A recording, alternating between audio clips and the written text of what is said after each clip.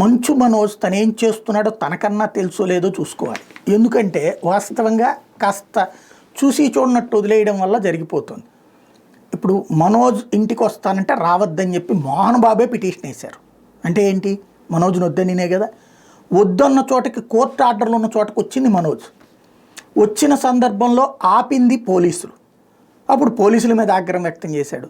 ఆ తర్వాతన ఎవరో కొట్టబోయారు అన్నటువంటి కాన్సెప్ట్, అది విష్ణు అనుచరులు అంటాడు. మోహన్ బాబు అనుచరులు అని ఎందుకండో, ఆయన డబ్బులు ఇవ్వాలి కాబట్టి. మోహన్ బాబుకి చెప్పకుండా విష్ణు చేస్తాడా? నెంబర్ 2. నెంబర్ 3 వచ్చేటప్పటికి ఇప్పుడు ఈ కారణంగా చంద్రగిరి పోలీస్ స్టేషన్లో ఇద్దరి మీద కంప్లైంట్లు ఇచ్చాడు.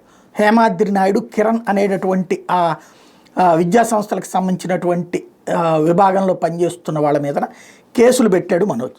ఇప్పుడు వాళ్ళేం తప్పు చేస్తారు? మోహన్ బాబు ఏం చెప్తే అది చేస్తారు. వాళ్ళ మీద కేసులు ఎందుకు? ముందు నాన్న మీద కేసు పెడతావా, లేకపోతే విష్ణు మీద కేసు పెడతావా? నువ్వు కాదు కదా. ఇక్కడ పాయింట్ ఏంటి, నీకు డబ్బులు రావాలంటే లీగల్గా పోరాడాలి. నువ్వు వెళ్ళటం, హడావిడి చేయటం. ఇంతకుముందు చంద్రబాబు గారిని, లోకేష్ గారిని గెలిచారట. అబ్బే నేను వాళ్ళని సహాయం అడగలేదు అంటారు. ఆ తర్వాత వెళ్ళారు ఇంటికి.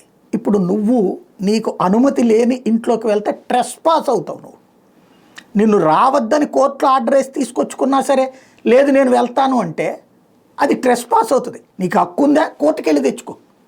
ప్లస్ నిన్ను నమ్ముకున్నటువంటి వాళ్ళు దెబ్బలు తింటామో, కేసులు పెట్టించుకోవడమో చేయాలి.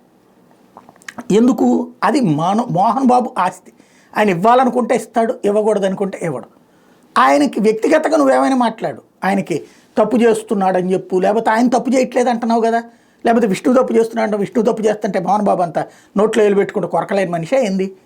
అక్కడ మోహన్ బాబుకే ఇంటెన్షన్ ఏదో ఉంది. అదేందో మీరు కుటుంబంలో తేల్చుకోవాల్సి వచ్చింది. రోజు ఈ బుల్లి తెర మీదనా, లేకపోతే కనుక బుజ్జి తెర, ఇప్పుడు సెల్ ఫోన్లను ఏమంటున్నారంటే బుజ్జి తెర అంటున్నారు. పెద్ద తెర, వెండి తెర, సినిమాల థియేటర్లు, టీవీలు అంటే బుల్లి తెర, ఇప్పుడు బుజ్జి తెర అంటున్నారు. ఈ బుజ్జి తెర మీద లొల్లి అవసరమా? ఆలోచించుకోవాలి.